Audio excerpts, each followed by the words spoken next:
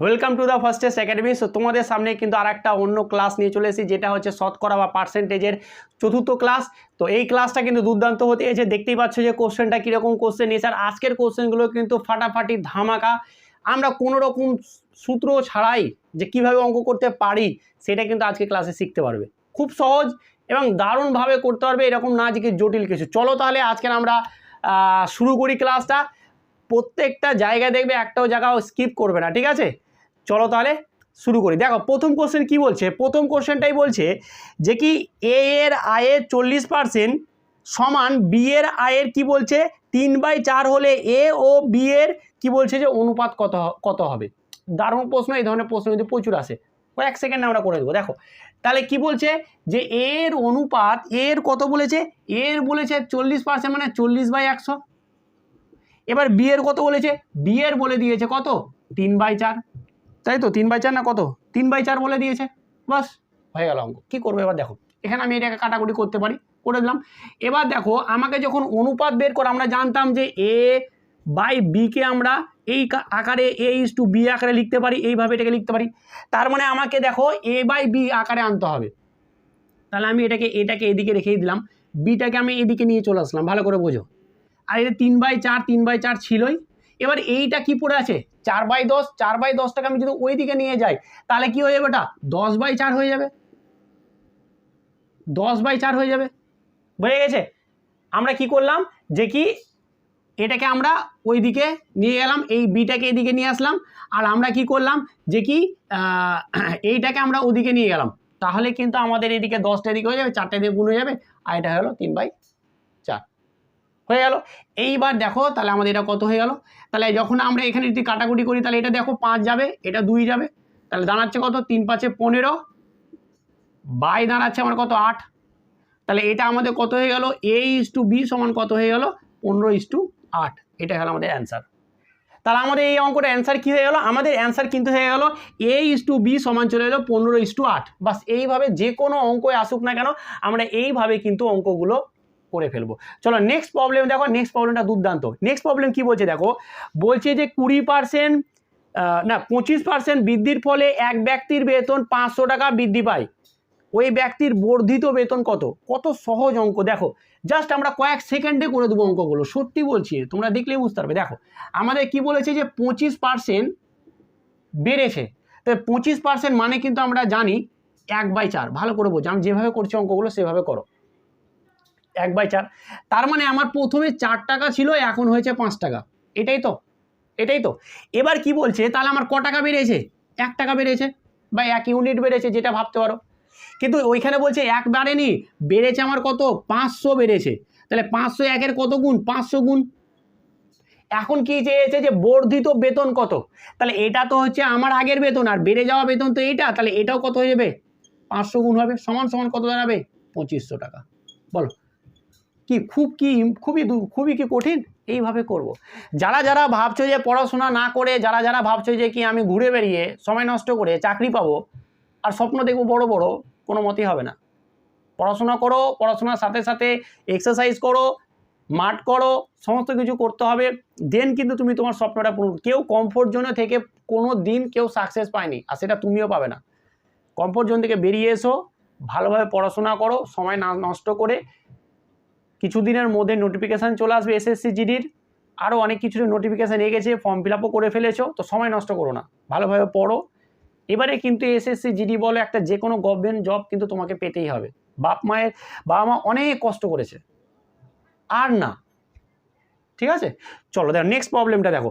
Next প্রবলেমটা দুর্দান্ত। কি বলছে দেখো, যে 20% বৃদ্ধির পর এক ব্যক্তির বেতন হয় 9600 টাকা, তাহলে প্রকৃত বেতন কত। আমি একই টাইপের অঙ্কগুলো নিয়ে এসেছি যাতে তোমরা ভালোভাবে ধরতে পারো। আমি যেভাবে করাচ্ছি অঙ্কগুলোকে নোট করবে খাতায়। কি বলছে, তো 20% বৃদ্ধির পর দেখো, তাহলে আমরা কি জানি দেখো, এই অঙ্কটা দেখো, বলছি যে 20% বৃদ্ধি হয়েছে, তাহলে 20% সমান সমান আমরা কি জানি, আমরা 20% মানে জানি 1/5, ঠিক আছে? না জানলে কি কিছুই না, যে 20/100, 20 দিয়ে 20কে 20 আর 5 20 100 হয়ে গেল। এখন কি বলছে যে কি আমার 5 ছিল, বেড়েছে, যেহেতু বেড়েছে তাহলে কি করব, এটার সাথে এটা যোগ করব। তাহলে আমার 5 ছিল, এখন কত বেড়ে হয়েছে 6। এখন কি বলছে যে বেড়ে আমার যে টাকাটা হয়েছে সেটা হয়েছে 9600 টাকা। 9,600 টাকা। তাহলে এটার কত গুণ? এটা হচ্ছে যে কি আমার 1600 গুণ, কারণ 6 16 96 আর 2টা শূন্য বসে গেল। এখন চেয়েছে যে কি আমার প্রকৃত বেতন কত, তাই তো? আমাদের কি চেয়েছে? আমাদের চেয়েছে যে প্রকৃত বেতন কত। প্রকৃত বেতন তো এইটা, তাহলে এটার সঙ্গে আমাকে 1600 গুণ করতে হবে। তাহলে 5 16 80 আর 2টো শূন্য, তার মানে হয়ে গেল আমার 8,000 টাকা। এটা হচ্ছে প্রকৃত বেতন। টু ইজি, এইভাবে করে নেবো। চলো পরবর্তী কোশ্চেন ধরো। তো প্রত্যেকটা কোশ্চেন কিন্তু খুবই আর প্রত্যেকটা কোশ্চেন কিন্তু বিভিন্ন কম্পিটিটিভ এক্সামে আসে। চলো পরবর্তী কোশ্চেনে দেখো কি বলছে। বলছে 15% হ্রাসের পর একটা গাড়ির মূল্য 85,000 টাকা, গাড়িটির প্রকৃত মূল্য কত? তাহলে 15% কি হয়ে গেছে? হ্রাস পেয়েছে, কমে গেছে, দেন হয়েছে 85,000 টাকা। তাহলে গাড়িটির প্রকৃত মূল্য কত? তাহলে অ্যাকচুয়াল মূল্য কত ছিল সেইটাই কিন্তু বলেছে। দেখো এটাতে তোমার আরও ডাউট ক্লিয়ার হয়ে যাবে। দেখো 15% বলেছে, তাহলে 15 চলো এখানে একটু করে নিই 15 তারপরে 15% মানে 15% মানে 15/100। এবার এটাকে আমরা লিখতে পারি 5 দিয়ে যদি কেটি তাহলে কত হয়ে যাবে? এটা 3/20 হয়ে যাবে। 3 5 15 আর 4 5 20 হচ্ছে 100। তার মানে দেখো এইবার ভালো করে বোঝো যে আমার 20 টাকা ছিল আর কমেছে কটা? 20 টাকা কটা কমেছে? 3 টাকায়। তাহলে 3 যদি কমে গেল, আরে কমার পরে আমার ছিল প্রথমে এটা ছিল টাকা, আর কমে আমার হচ্ছে 17 টাকা, কিন্তু 17 টাকা হয়নি, কত হয়েছে? 85,000 টাকা হয়েছে। ভালো করে বোঝো। তাহলে 85,000টা 17 কত গুণ? 5 17 85, তাহলে 5 বসে গেল আর 3টে শূন্য বসে যাবে, 5,000 গুণ। তাহলে আমার প্রকৃতটাও বেতনটাও প্রকৃতই যে আমার মূল্যটা সেটা হবে কত? 5,000 গুণ। তাহলে 5,000 গুণ, তাহলে 5 দুগুণা 10 আর এখানে 3টা শূন্য আর এখানে একটা শূন্য, 4টা শূন্য। তার মানে আমার কত হয়ে গেল? 1 লাখ হয়ে গেল। 1 লাখ টাকা ছিল আমার ওই গাড়িটার প্রকৃত মূল্য, যেটা 15% হ্রাসের পরে সেটার দাম দাঁড়িয়েছিল 85,000 টাকা। তো এই হচ্ছে অঙ্ক। Too easy. বলো কি, মানে অনেক ফর্মুলা আছে, এই দিয়ে অনেক ফর্মুলা করতে বলেছে, অনেক ফর্মুলা আছে, আমরা ফর্মুলা ছাড়াই করছি। আর ক্লাসটা কেমন হচ্ছে সেটাও জানাবে। আর যারা নতুন কিছু শিখতে পারছো, আর যারা মনে হচ্ছে যে কি এই চ্যানেলে রেগুলার ক্লাস পাবো কি পাবো না, অবশ্যই রেগুলার ক্লাস পাবে। ইভেন আমি তোমাদের জন্য মক টেস্ট কন্ডাক্ট করছি, রিজনিংয়ের মক টেস্ট, জিকের মক টেস্ট আর ম্যাথেরও মক টেস্ট নিয়ে আসবো খুব তাড়াতাড়ি, খুব শিগগিরই পাবে। তোমরা একটু ধৈর্য ধরতে হবে, সব কিছু পাবে, ঠিক আছে? আর যারা নতুন মেম্বার তারা চ্যানেলটা অবশ্যই সাবস্ক্রাইব আর বন্ধুদের সঙ্গে অনেক শেয়ার করো। এই ধরনের ক্লাসগুলো করে না অনেক জায়গায়, বুঝলে তো? আমি বেসিক প্রথমে শিখিয়ে দিয়েছি, যারা বেসিক দেখোনি তারা বেসিক দেখো, 2টো ক্লাস আমি করিয়েছি বেশি, তারপরে কোশ্চেন বেস করে কিন্তু আমি সলিউশন করাচ্ছি, ঠিক আছে? চলো তাহলে পরবর্তী এবং নেক্সট কোশ্চেনে দেখো। নেক্সট কোশ্চেনটা আরও দুর্দান্ত। কি বলছে দেখো, বলছে বাসের ভাড়া 25% বৃদ্ধি পাওয়ায় যাত্রী সংখ্যা 25% কমে গেল। দেখো কমে গেল, এর ফলে বাস মালিকের আয়ের শতকরা কত পরিবর্তন বা কি পরিবর্তন হলো? পরিবর্তন কত হলো? খুব কঠিন, টু ইজি, জাস্ট আমরা কয়েক সেকেন্ডে করে দেবো অঙ্ক। এগুলো কিচ্ছু না, এগুলো দিয়ে আমরা এত অঙ্ক করেছি আর আগামী দিনেও এত অঙ্ক করব না। তাহলে প্রথমে বলেছে যে 25% বেড়েছিল, তারপরে 25% কমে গেছে। যখনই আমরা এই ধরনের অঙ্ক করিয়েছিলাম, যখন একবার বেড়ে গেল সঙ্গে সঙ্গে তার পরিপ্রেক্ষিতে কমে গেল, বাড়লো আবার কমে গেল, এই ধরনের যদি সিচুয়েশন তৈরি হয় তখন আমরা বারবার বলেছিলাম যে a plus B plus minus a into B, এই ফর্মুলা, একটা ফর্মুলা খালি শিখিয়েছি, মনে করতে বলেছে, এই ফর্মুলাতে করে দেবো। তাহলে এটা কি হয়ে যাবে? যখনই বলেছে, কি বলেছে আমাদের বলেছে প্রথমে বেড়েছে মানে হচ্ছে প্লাস, তাহলে প্লাস 25, আবার কমেছে জন্য হচ্ছে মাইনাস। আর আমি কি বলেছিলাম যে প্লাস আর মাইনাস যদি এখানে থেকে যায় তাহলে এটা প্লাস বা মাইনাস যে কোনো একটা হবে, তাই আমি প্লাস মাইনাস লিখেছি। তো এখানে কি হয়ে যাবে? এটা মাইনাস হয়ে যাবে, মাইনাস বসে গেল। আর এ বি এর মানগুলো বসিয়ে দেবো, মানগুলো বসিয়ে দিলাম। দেখো তাহলে এটা কত হলো? এটা প্লাস 25 আর মাইনাস 25 বাদ চলে গেলো, এটা মাইনাস দাঁড়াচ্ছে কত? মাইনাস দাঁড়াচ্ছে হচ্ছে 625/100। তাহলে এটা কত হয়ে গেল? -6.25%। তার মানে মাইনাস আছে মানে কি টোটালের ওপর ওর যাত্রীর যে মালিকের যে পরিবর্তনটা হলো ওর কমে গেল, ওর আরও লস হয়ে গেল। কত লস হলো? লস হয়ে গেল 6.25%, কিন্তু ওর সব কিছু কমে গেল। কি কমে গেল বলেছে? অবশ্যই এখানে বলেছে এর ফলে বাসের মালিকের আয়ের শতকরা কিন্তু এত % কমে গেল। বোঝা গেছে?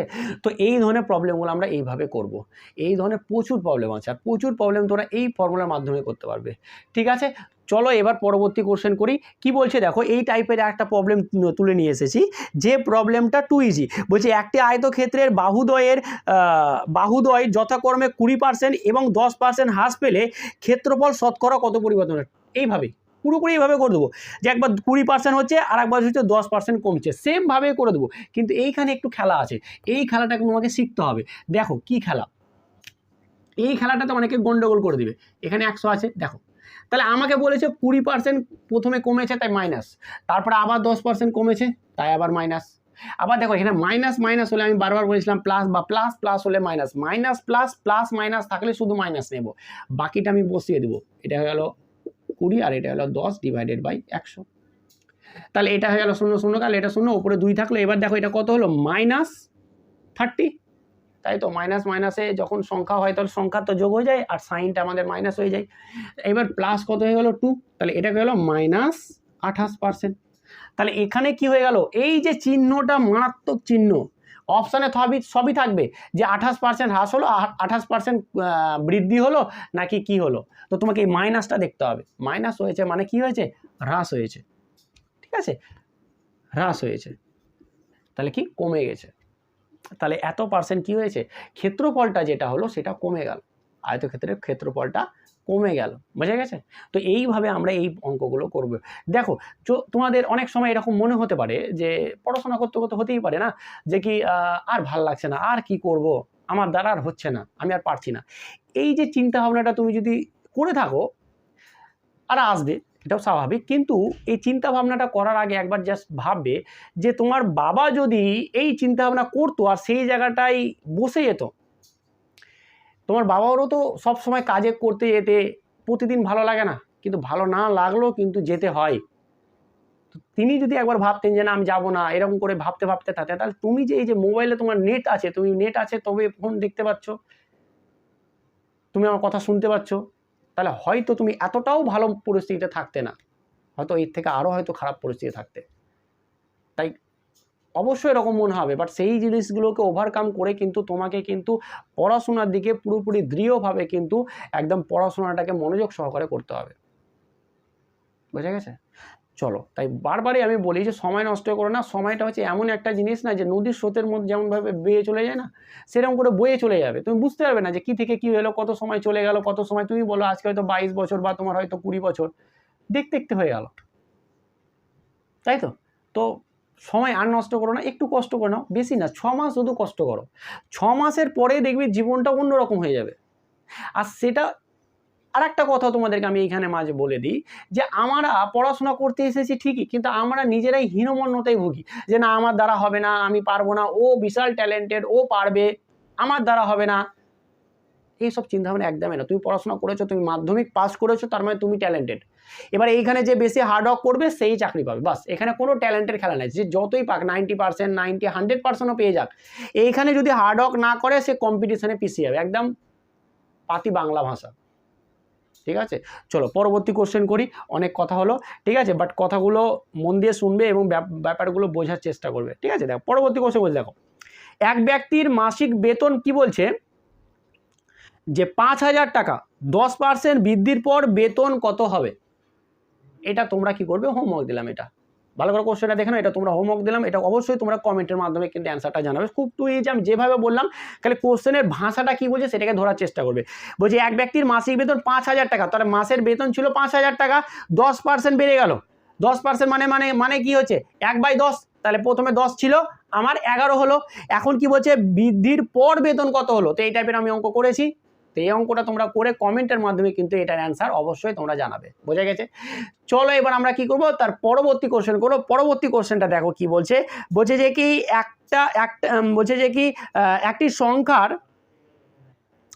সংখ্যা কি বলছে, 37 পূর্ণ 1/2 বেড়ে হয় 33। একটা সংখ্যা 37 পূর্ণ 1/2 বেড়ে হয় 33, তাহলে বলছে যে কি প্রকৃত সংখ্যাটা কত। এবার দেখো 37 পূর্ণ 1/2%, আমরা এগুলো জানি। 37 পূর্ণ 1/2% মানে হচ্ছে তোমার 3/8। যদি না জেনে থাকো তো কোনো রকম ভয়ের ব্যাপার নেই। এটা মানে কি হচ্ছে, এটার মানে হচ্ছে দেখো 2 তো নিচে থেকে গেল, আর এটা হচ্ছে 37 37 দুগুণ হয়ে গেল কত, 37 দুগুণ হয়ে গেল আমাদের 74, 74 একে 75, তাহলে এটা 75 বাই হয়ে গেল এইটা 100%, ঠিক আছে। এবার এটার মানেটা কি, এটার মানে হয়ে গেল যে 75 বাই হচ্ছে 200, বুঝে গেছে, 75/200। তো এইটাকে যখন তুমি এটাকে দিয়ে এবার যদি এটাকে কাটাকুটি করো, কাটাকুটি ধরো 75 দিয়ে এটা 75 দিয়ে যদি কাটাকুটি করি, তাহলে দেখো 75 দিয়ে এটা 3 যাচ্ছে, এটা 75 দিয়ে 75কে আমি কাটছি 25 দিয়ে, তাহলে হয়ে গেল 3 পজিশন 75 আর 8 পজিশন হচ্ছে 200, তাহলে এটা হয়ে গেল 3/8। আমি দেখিয়েও দিলাম যাতে অনেকের ডাউট থাকে। এবার দেখো এখন কি হয়েছে যে কি আমার 8 ছিল, তাহলে এতটা বেড়েছে, এত পার্সেন্ট বেড়েছে মানে কি 8-এ 3 বেড়েছে দিয়ে কত হয়েছে 11 হয়েছে, আমার 8 ছিল 11 হয়েছে, এই 11 হওয়াতে বলেছে 11 হয়নি 33 হয়েছে, তাহলে 33 যদি হয় তাহলে 11 এর কত গুণ, 3 গুণ, তাহলে প্রকৃত সংখ্যাটা কত গুণ হবে, এটাও 3 গুণ হবে, তাহলে 3 গুণ হলো সমান কত হবে 24, তাহলে এটা হচ্ছে আমাদের অ্যান্সার, যে প্রকৃত সংখ্যাটা হবে 24, যেটা হচ্ছে 24 হয়ে গেল। তো আজকের ক্লাসটা এইখানেই, যেটা কোশ্চেন দিলাম সেটা অবশ্যই তোমরা কমেন্টের মাধ্যমে জানাবে, আর আজকের ক্লাসটা কেমন হলো সেটাও কমেন্টের মাধ্যমে জানাবে, এবং তোমাদের পরবর্তী যে কোন ক্লাস মানে পরবর্তী কোন চ্যাপ্টার ধরবো অঙ্কের, আমরা কিন্তু এখানে এটাকে শতকরা এখানেই আমরা শেষ করলাম। এবার আমরা কোন চ্যাপ্টার ধরবো তোমার ওই ম্যাথের, সেটা কিন্তু আজকে অবশ্যই তোমরা কমেন্টের মাধ্যমে জানাবে, যেটার উপরে বেশি কমেন্ট হবে সেই চ্যাপ্টারটা ধরবো, কিন্তু আমি পরবর্তী দিন মানে কালকেই কিন্তু সেই চ্যাপ্টারটা কিন্তু নিয়ে আসবো, অবশ্যই তোমরা কমেন্ট করবে। আজকে ক্লাসটা চলো এখানে, আর যদি নতুন মেম্বার হয়ে থাকে তাহলে অবশ্যই চ্যানেলটা সাবস্ক্রাইব করবে এবং তার সাথে যাতে বন্ধুদের সঙ্গে অনেক শেয়ার করবে। চলো আজকে এখানে, ভালো থেকে এবং ভালোভাবে পড়াশোনা করো। Thank you.